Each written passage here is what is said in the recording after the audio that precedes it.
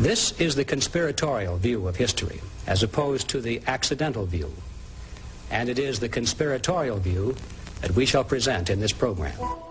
There is a conspiracy theory that a shadowy elite of international bankers are secretly controlling the governments of the world. They say that the people that control this world could sit around one large table and have lunch.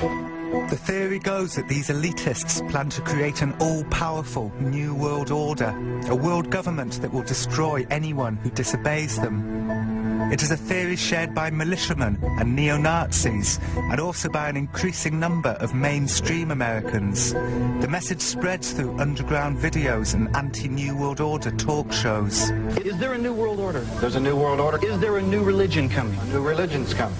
The New World Order has a certain smell about it. The smell of death. This is the story of a family who wanted to escape from the clutches of this tyrannical elite by moving to a mountaintop in Idaho. It is also the story of how their paranoid fantasies came true. Are you proud of yourself? Are you proud of yourself? You're gonna kill all the children to get what?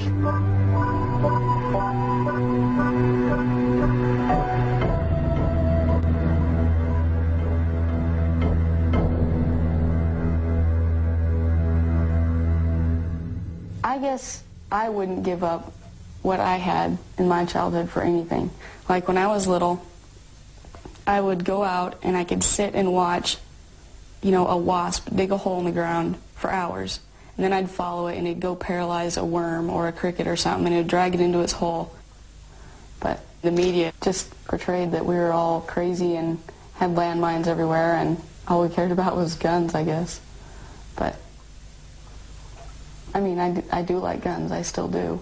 And I did then too, but I mean, it's not weird or crazy.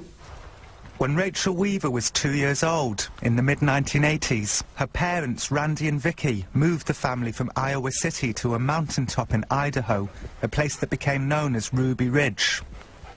Randy and Vicki were conspiracy theorists. They believed that an evil elite of international bankers and media moguls was secretly controlling their increasingly tyrannical government. The move to the cabin was their way of opting out.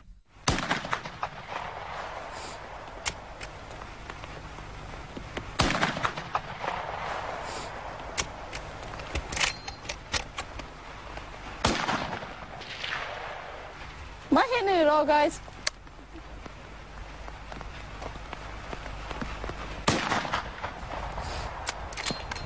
We wanted to kind of get out of the regular system and wanted to find a place where we could teach the kids at home, get them out of the city and out of the public school system. Like government school is what I call them. And, you know, kids in the city grow up with basketballs and bicycles, and kids in the mountains or out in the country grow up with dogs and guns. It isn't about hunting or target shooting. It's for protection against a government that can become tyrannical. Describe the feeling of what it's like to shoot a gun.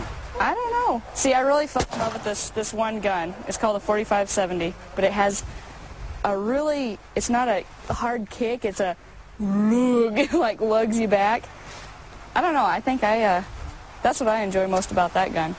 The reason why I don't look at it as a big political thing is because even if I had, you know, my rifles, it's not like it's going to do me any good if the government wants to wipe me out. All he has to do is fly over in a helicopter and drop a firebomb, you know. But as far as trying to go up against the government, that's just, unless the whole country did it, I guess. But that'd be a little different. This used to be one of my mom's favorite songs.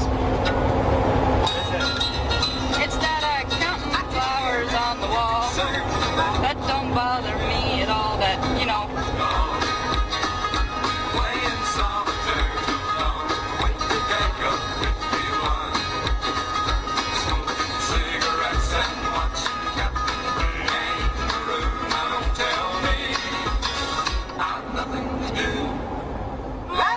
The Weaver family moved to the mountains because they were panicked by the underground videos they saw portraying their government as out of control and destroying the lives of simple people who wanted to live free.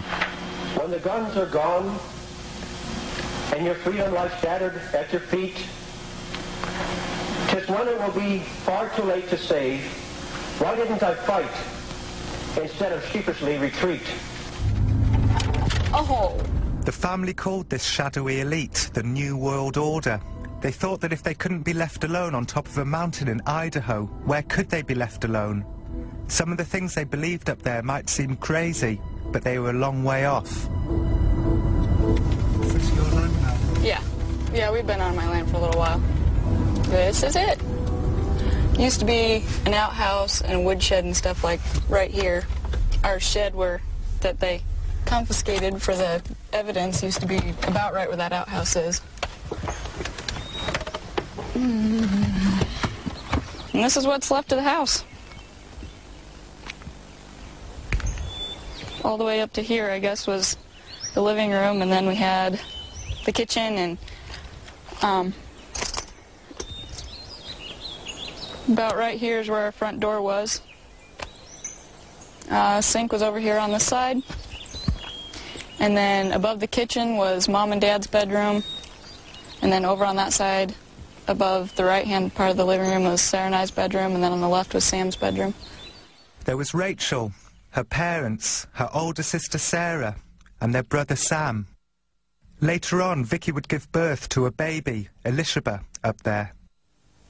We'd build tree forts and little huts and use old dead branches, and sometimes we'd make a little dugout and hide behind that and play war games. And I remember using some of the leaves off the bushes as play money and going to the store where there'd be like,